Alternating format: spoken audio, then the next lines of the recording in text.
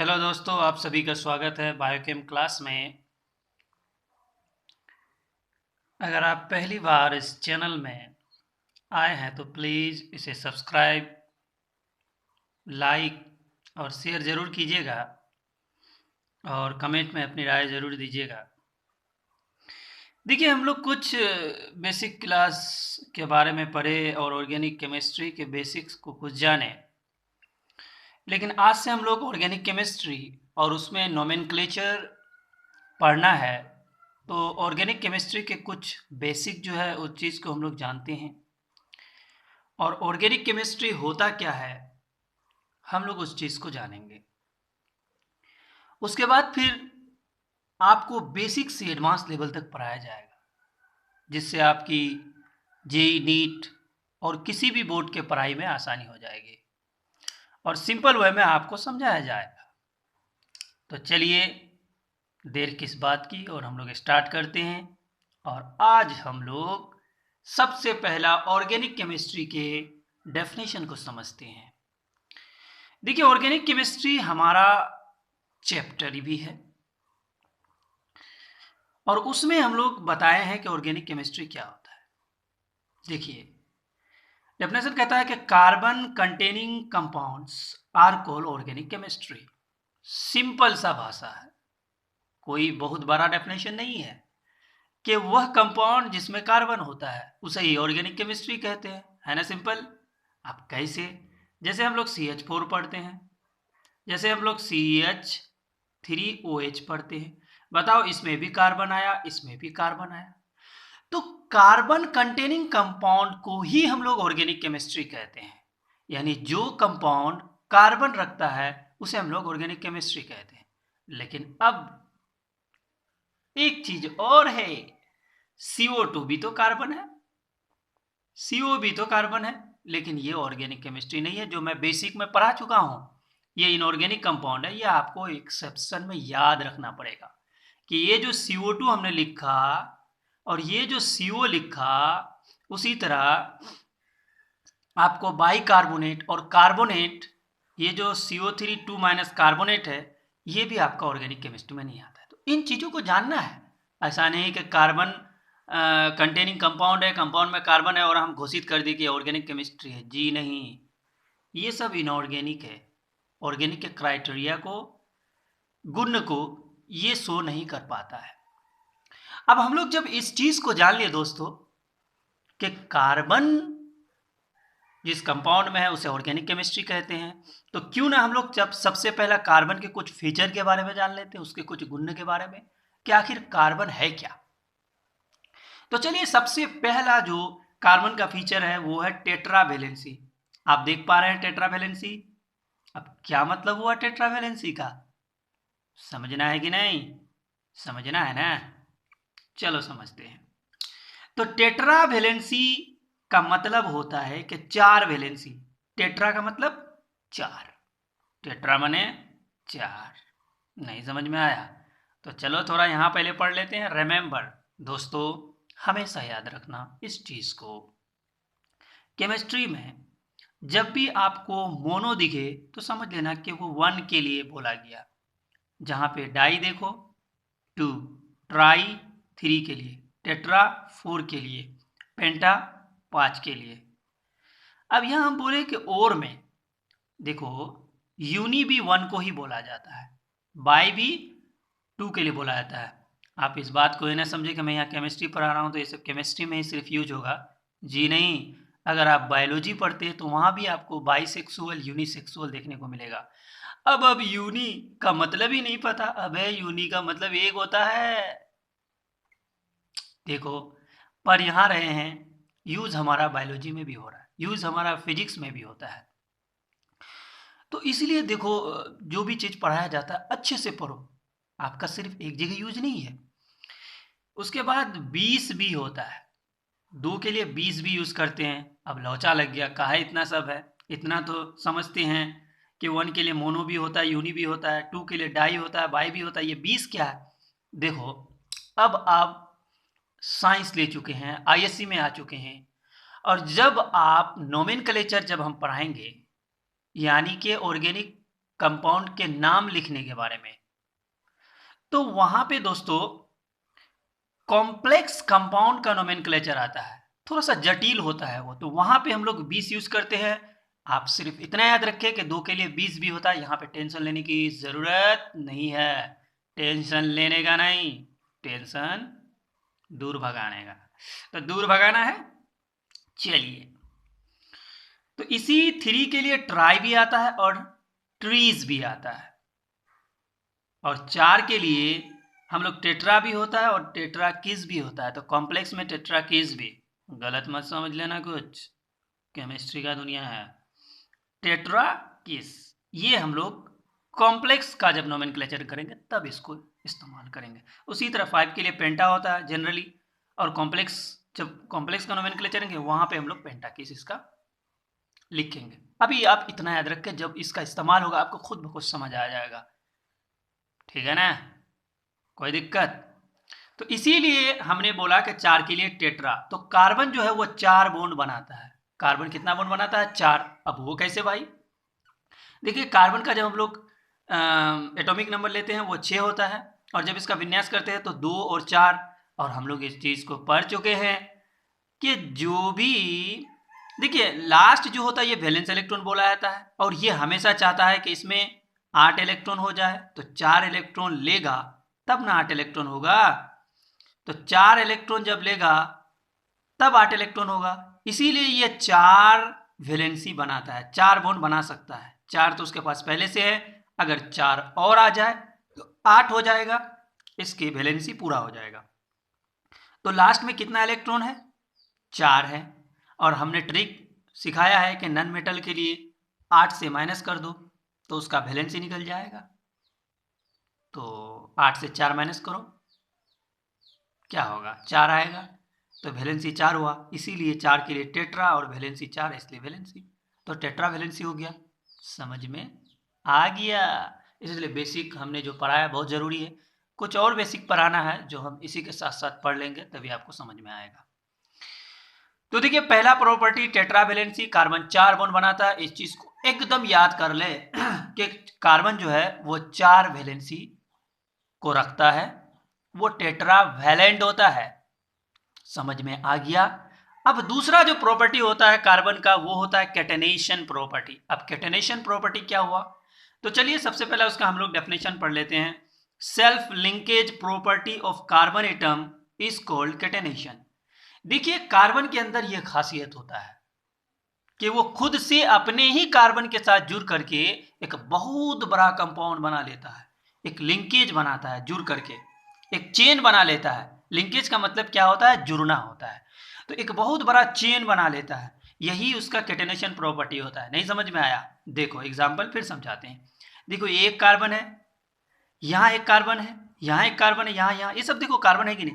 ये कार्बन खुद इस कार्बन के साथ जुड़ करके एक कार्बन बॉन्ड बना लिया, फिर ये इसके साथ जुड़ा, फिर ये इसके साथ, देखते हो ना, कार्बन खुद से जुड़ करके एक बहुत बड़ा चेन बना रहा है।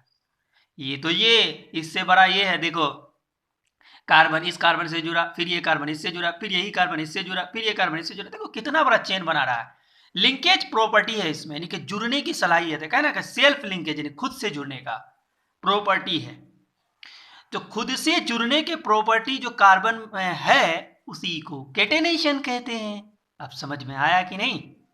आ गया? नहीं आया तो फिर दिक्कत है। अब कैटेनेशन प्रॉपर्टी पढ़ लिए, कार्बन के अंदर और भी प्रॉपर्टी है। क्या है? मल्टीपल बॉन्ड बनाने के अंदर इसके अंदर क्षमता होता है। कार्बन सिंगल बॉन्ड भी बना सकता है, डबल बॉन्ड भी बना सकता है, ट्रिपल बॉन्ड भी बना सकता है। यहाँ पे कार्बन दे दो, तो कार्बन सिंगल बॉन्ड भी बना सकता है, डबल बॉन्ड भी, ट्रिपल बॉन्ड भी बना सकता है। इस डबल और ट्रिपल को मिला के हम लोग मल्टीपल बॉन्ड कहते हैं। कहता है ना, double bond and triple bond are collectively called multiple bond.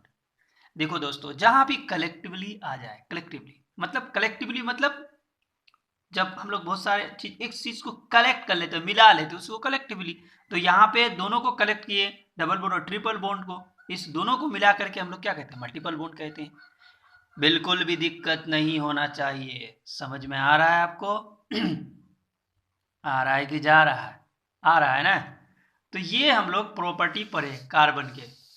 अब देखिए हम लोग कुछ चीज और पढ़ेंगे जिसे आपको याद रखना पड़ेगा। देखो, मैं जितनी भी चीज आपको बता रहा हूँ, प्लीज इसको इतना अच्छे तरह से याद रख के समझे कि आपका फ्यूचर में काम आएगा, वरना आपको केमिस्ट्री समझ में नहीं आएगा। मैं इस सीक्वेंस में आपको केमिस्ट्री पढ़ा रहा हूँ जिस सीक्वेंस में आपको ज़रूरत है, जिससे आप आसानी से समझ सकते हैं। तो देखिए, इस बात को भी याद रखें, रिमेंबर, कि हाइड्रोजन मोनोवेलेंट कहलाता है क्योंकि ये एक ही वैलेंसी रखता है, एक ही बॉन्ड बना सकता है। अभी इस बात का बिल्कुल भी आप टेंशन ना ले, ये कैसे हुआ, क्या हुआ। कार्बन टेट्रावेलेंट होता है, 4 बॉन्ड बना सकता है, जो हम दिखा दिए। लेकिन देखिए, यहाँ मैं अभी इसको नहीं बता सकता हूँ डिटेली, क्योंकि मैं आपको एसपीडीएफ वाला कॉन्फ़िगरेशन नहीं बताया हूँ। इसीलिए प्लीज़ यार, आप लोग बिल्कुल भी टेंशन ना ले। अगले क्लास में मैं उसी चीज़ को पढ़ाऊँगा और समझाऊँगा कि आखिर ये कैसे ये तो फिर भी हम लोग ऑर्बिट वाइज इलेक्ट्रॉनिक कॉन्फ़िगरेशन जो हम लोग पढ़े थे विन्यास, उसके द्वारा हम कार्बन का बता दिए। लेकिन अब एसपीडीएफ के थ्रू आपको समझना है, क्योंकि आप हायर क्लास में आ चुके हैं। उसी तरह नाइट्रोजन जो है वो 3 बॉन्ड बनाता है प्लस 1 लोन पेयर रखता है। ये सब प्रूफ करूंगा कि आखिर ऐसा कैसे होगा। फिलहाल आप याद रखें कि हाइड्रोजन सिंगल बॉन्ड बनाता है, इसलिए इसको मोनोवेलेंट। उसके बाद ये 4 बॉन्ड बनाता है कार्बन, इसलिए इसको टेट्रावेलेंट। नाइट्रोजन जो होता है दोस्तों, ये 3 बॉन्ड बनाता है और 1 लोन पेयर होता है, इस बात का ख्याल रखें। ऑक्सीजन जो होता है, ये ऑक्सीजन है, और ऑक्सीजन 2 बॉन्ड बनाता है प्लस 2 लोन पेयर रखता है। तो divalent with 2 loan pair of electron. अब बहुत से बच्चा कंफ्यूजन कि सर यहाँ तो 4 इलेक्ट्रॉन है। बाबू, एक पेयर में कितना इलेक्ट्रॉन? 2। अगर हम पेयर की बात करें तो एक पेयर में 2 इलेक्ट्रॉन, तो 2 लोन पेयर हुआ कि नहीं? पेयर में तो 2 ही ना हुआ। तो इस बात को समझे। तो ऑक्सीजन 2 बॉन्ड बनाता है, इसीलिए उसको डाइवेलेंट कहते हैं, with 2 loan pair of electron. ये ई माइनस जो है, ये इलेक्ट्रॉन को शो करने का तरीका है।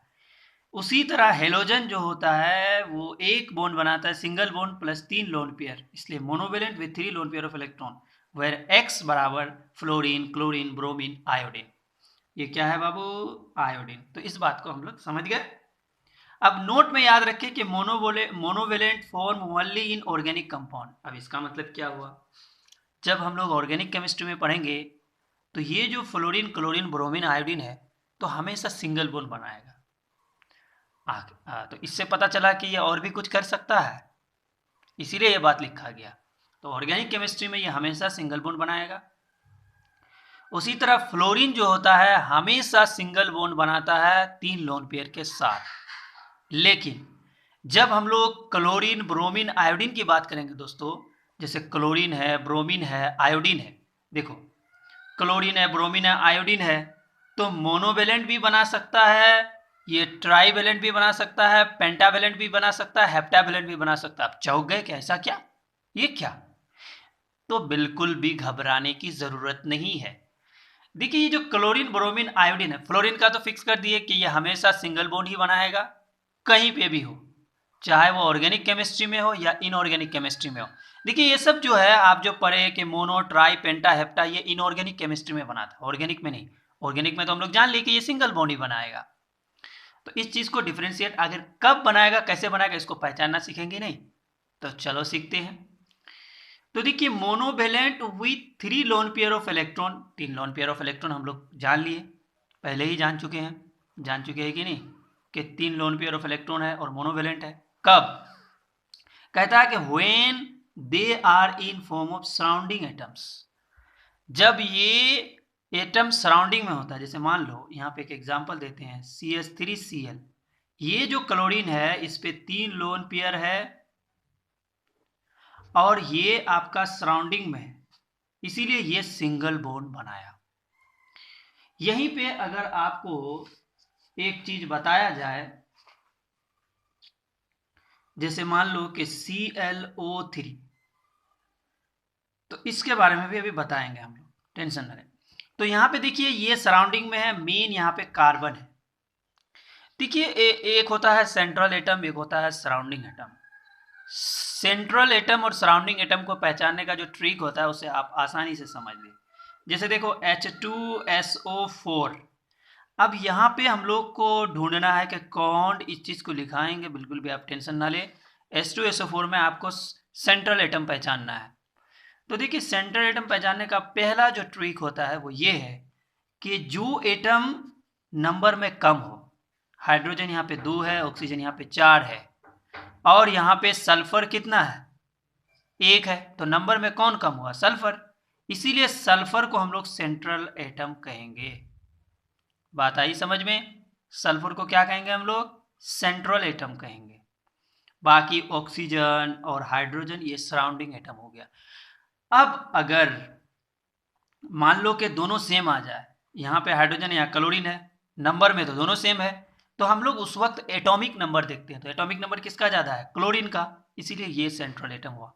पहला ट्रिक सेंट्रल एटम पहचानने का, ये बहुत काम आएगा जब हम लोग हाइब्रिडाइजेशन निकालेंगे, लोन पेयर ऑफ इलेक्ट्रॉन निकालेंगे, और भी बहुत सब चीज़ में हम लोग का काम आएगा। Central atom, loan pair of electron, dipole moment निकालने के लिए भी हम लोग को काम आएगा। तो सेंट्रल एटम पहला तरीका, इसको लिखाएंगे अगले वाली क्लास में, बिल्कुल भी टेंशन ना ले। अभी पहला पहचानने का सीख ले कि जो कम नंबर में हो वो सेंट्रल एटम होगा, अगर बराबर आ जाए तो जो जिसका एटॉमिक नंबर ज्यादा है वही सेंट्रल एटम। इतना क्लियर? तो जब सराउंडिंग एटम में ये क्लोरीन, ब्रोमीन, आयोडीन होगा तो ये हमेशा मोनोवेलेंट बनाएगा। क्लियर हुआ? और जब सेंट्रल एटम के रूप में आ जाए, जैसे यहाँ पे देखो ClO3, ये कम संख्या में है, यही सेंट्रल एटम है। ये ClO3 देखो, ClO3 देखो, है कि नहीं, ClO3 माइनस, तो Cl देखो यहाँ कम नंबर पे है, इसीलिए सेंट्रल एटम हुआ। तो अब क्लोरीन सेंट्रल एटम में आ गया, इसीलिए यहाँ जब भी क्लोरीन, ब्रोमीन, आयोडीन, इनमें से कोई भी हो, जब भी सेंट्रल एटम में आ जाए तो ये जो है चाहे तो मोनोवेलेंट बनाएगा, ट्राइवेलेंट भी बना सकता है, यानी कि एक बॉन्ड भी बना सकता है, क्या कहता है कि 3 बॉन्ड भी बना सकता है, 5 बॉन्ड भी बना सकता है, 7 बॉन्ड भी बना सकता है, जब ये सेंट्रल एटम के रूप में रहे। और जब ये सराउंड में रहे, जैसे यहाँ देखिए Cl है, CH3Cl, तो ये सराउंड में है तो हमेशा सिंगल बॉन्ड बनाएगा। देखिए अब ये मोनो, ट्राई, पेंटा, हेप्टा जो बनाया, ये कैसे बनाया, कल की क्लास में हम इस चीज़ को पूरी तरह से समझेंगे। और इसके लिए सबसे पहले आपको SPDF कॉन्फ़िगरेशन विन्यास आपको समझना पड़ेगा, इसके बाद आपको समझ में बिल्कुल आ जाएगा, बिल्कुल भी टेंशन न ले। अब इस बात को इतना ही तक याद रखें, और आज की क्लास में हम लोग इतना ही पढ़ेंगे, फिर अगले क्लास में मिलते हैं और वहाँ पे अच्छे से समझेंगे कि कैसे हम लोग जो है इस क्लोरीन एक बॉन्ड भी बना लेता है, 3 भी बॉन्ड बना लेता है, 5 भी बना लेता है, और कितना बना लेता है, 7 भी बना लेता है। तो कल हम लोग इस चीज़ को पढ़ेंगे, अच्छे से पढ़ेंगे। तो thank you for watching this video. Please आप इसे सब्सक्राइब, लाइक और शेयर ज़रूर कीजिएगा आपको अगर अच्छा लगे तो। Thank you watching for this video.